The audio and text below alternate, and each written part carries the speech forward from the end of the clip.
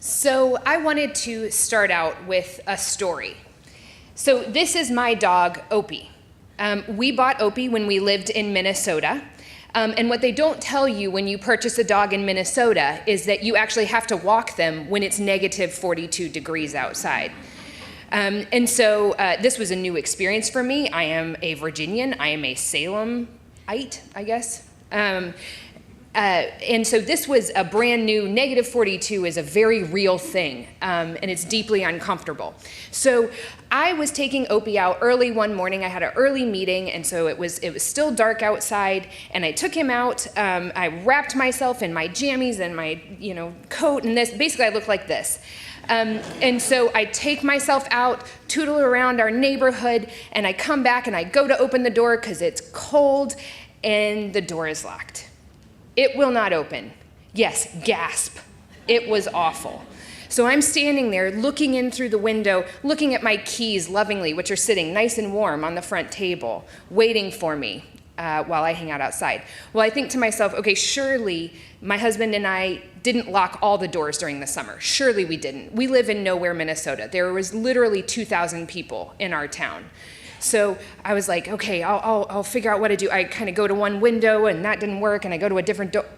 This door is open. Fantastic. I go inside. My next door neighbor was really helpfully watching me attempt to break into my home. And remember, now this is quite a small town, so she also helpfully, while I was in the shower, called the police, who arrived at our door, woke my husband up, and they were enjoying coffee when I got out of the shower and came down. So when my husband and I were doing our root cause analysis on this particular issue, we considered a number of possible issues, root causes, and what I argued to him is that it's almost never one small thing alone. It's almost never just Sarah forgot her keys and that's it. It's these small things that happen together that create kind of a big issue. Something that's meaningless, isolated by itself. When they all come together, they can create these big, larger issues.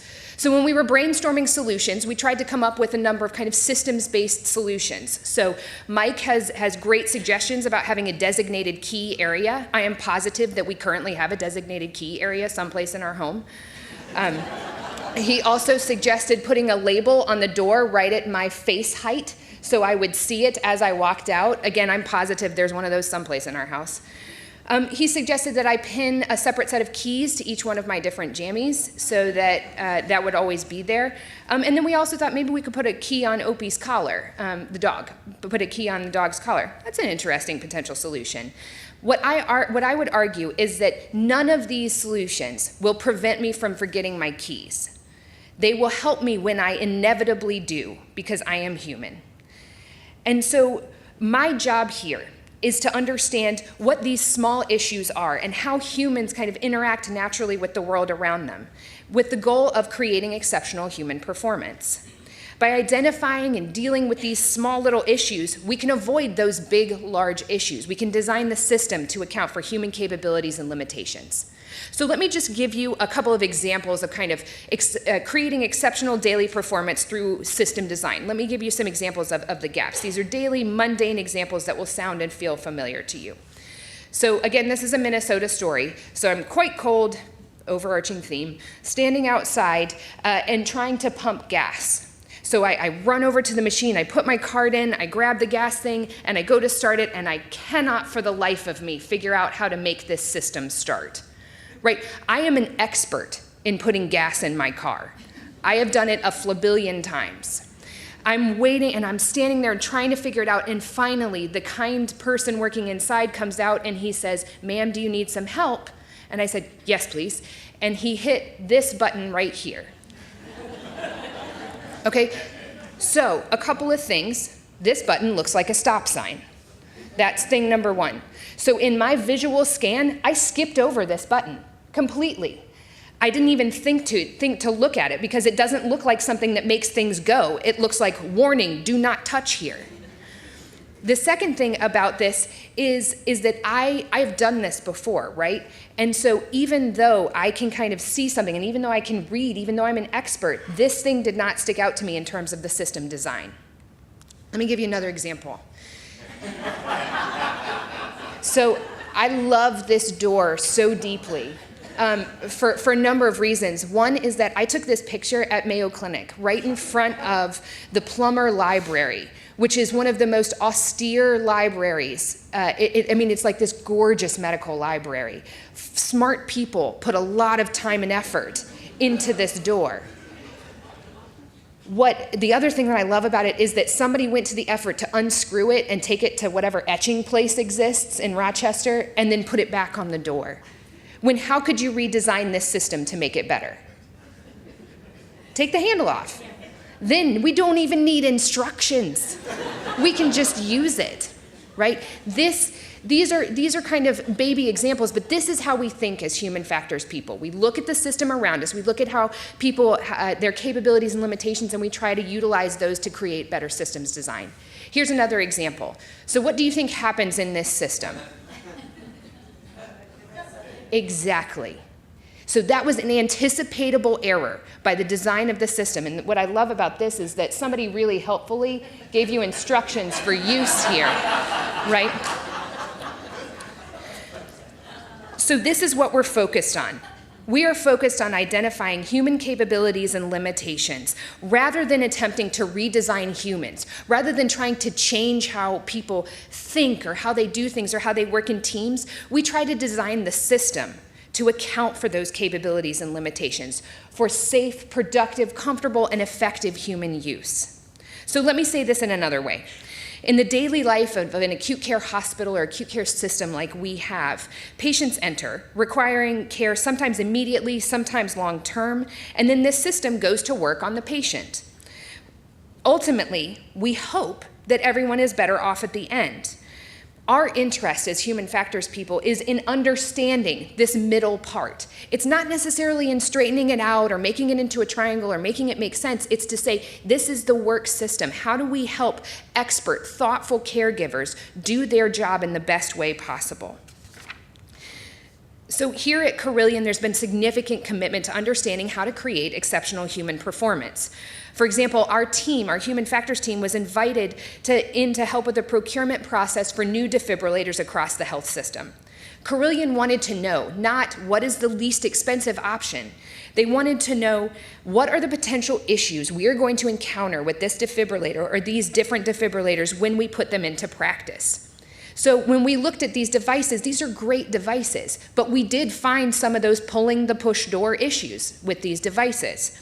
Now, on the face of it, it doesn't matter if you twist the dial one twist too far, but it does, because it matters within context. It matters when you have a really sick patient on top of somebody who never interacts with these devices or certainly doesn't on a regular basis. Plus it's the middle of the night, plus somebody else is feeling sick, plus there's a family member in the room.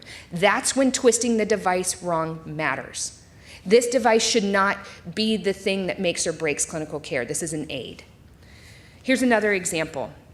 Our team monitors SafeWatch reports regularly, and we had found that there was a large influx of issues relating to rework that was having to be done as part of the patient intake process for interventional radiology. So different interventional radiology kind of outlying clinics would send in their patient information to get an appointment set up through all of these different types of intake forms. And what we found was that critical information was in a different place, in a different structure, and at a different kind of level of detail for all of these different forms. So we worked really closely with colleagues in process improvement, as well as those wonderful frontline interventional radiology staff to figure out how can we make this process better. We know that if you are looking for information in 38 different places, you're going to miss stuff. Mistakes are going to get made. We know that. And so basically we did something really simple. Again, with our colleagues in PI, we were able to design a standard intake form that is set up such that the folks who are doing the work internal in our interventional radiology, this is set up in how they think about their patients and how they think about doing their work. And here is the impact that that made. So they did 2 weeks of data collection before this intervention, and for 27 patients, 18 of those patients had some sort of rework. Again, this is pulling the push door. We're not talking about like a massive issue here. None of these events related in any error to the patient. Okay, this was all stuff that was decided to do because it was leading to slow work. So 18 patients out of 27 had an error, and the number of errors was multiple for some of those patients, resulting in 67% of the pieces of information, the patients coming in had an error in their form. After we redid this form, that error rate decreased to 1.8%. That's incredible. That's an incredible drop simply by redesigning the system. We didn't say to the frontline staff, hey guys, be more vigilant. Hey, check this form 3 or 4 more times. We didn't put that post-it on the door to say, recheck your thing. So where are we today and where are we going? Today, Carilion has invested significantly in human factors and in simulation. And as Nancy said, we are one of the only healthcare systems in the United States and the world, actually, that has a multi-person human factors team. And so we really try to be thoughtful about our engagement. We're trying to be really deliberate about engaging specifically in clinical applications like the 2 that I've shown you. We also have a robust research program through the VTCRI, and we are engaged with the School of Medicine and trying to integrate both human factors and systems thinking into the work of the medical students. We do this by usability assessments, like I've talked about, through further integration of simulation, through thinking about how do we predict what the next thing is that's going to go wrong, and how do we engage proactively rather than reactively. And we are, and kind of alongside of that, really thinking about how do we get people educated and on board with this type of work that we're doing. In 5 to 10 years, I believe that human system integration will be even more present. The usability of our devices is going to be even more important because, in effect, they're going to be our non-human teammates in everything that we do.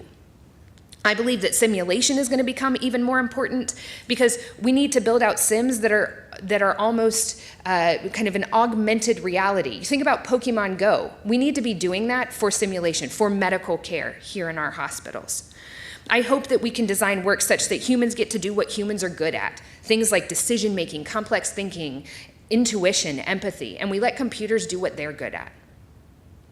Our why is actually pretty simple. It's you, and it's serving this community. Other healthcare organizations are looking to us to take the lead, and as valuable as this is, the community is why we are doing it. As I said earlier, and as Nancy said, I'm from this area. My family's here. And this is the first place that I've ever worked where I can see somebody in the hospital who's also my neighbor or my dad or my aunt. So this matters in a new way to me that it never has before. And I'm so grateful to you all for the opportunity to be here working with this particular community of providers and this community of patients. Through this work, I feel like we are actually directly impacting patient care, which is just tremendous. So my request to you is to go find your door, your dial, your intake form. Go find that thing that makes you crazy. And think to yourself, it might not just be me. It might just be that I'm human doing work in a ridiculous system. Then call us. Reach out. Let us know. We are so grateful to be here and to be working alongside of you. So thank you very much for this opportunity, Nancy, and thank you all for your support of this particular program.